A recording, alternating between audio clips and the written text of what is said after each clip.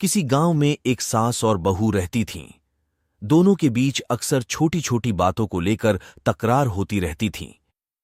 सास को लगता था कि बहू उसकी बात नहीं मानती और बहू को लगता था कि सास उसे जानबूझकर परेशान करती है। बहू, आज तुम्हें पूरे घर की सफाई करनी है और साथ ही बगीचे का भी ध्यान रखना है। बहू को यह काम बहुत मुश्किल लगा, लेकिन उसने बिना कुछ कहे काम करना शुरू कर दिया। जब बहू काम कर रही थी तो उसे एक बूढ़ी औरत मिली जो बहुत ही थकी हुई और भूखी थी। बहू ने उसे पानी पिलाया और खाने के लिए कुछ दिया। बूढ़ी औरत ने बहू को धन्यवाद दिया और कहा, तुम्हारी दया और मेहनत देखकर मैं बहुत खुश हूं। ईश्वर तुम्हें हमेशा खुश रखे। शाम को जब सास घर वापस आई तो उसने देखा कि बहू ने घर की सफाई भी कर दी थी और बगीचे का भी ध्यान रखा था।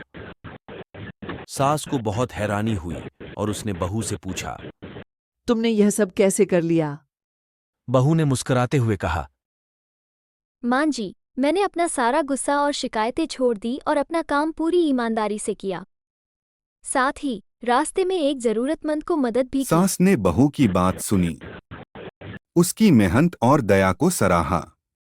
उसने सोचा, मेरी बहू कितनी अच्छी है, मैंने हमेशा उसे गलत समझा। उस दिन के बाद से सास और बहू के बीच की तकरार खत्म हो गई और दोनों मिलजुल कर रहने लगीं। सास ने बहू की मदद की और बहू ने सास का सम्मान किया।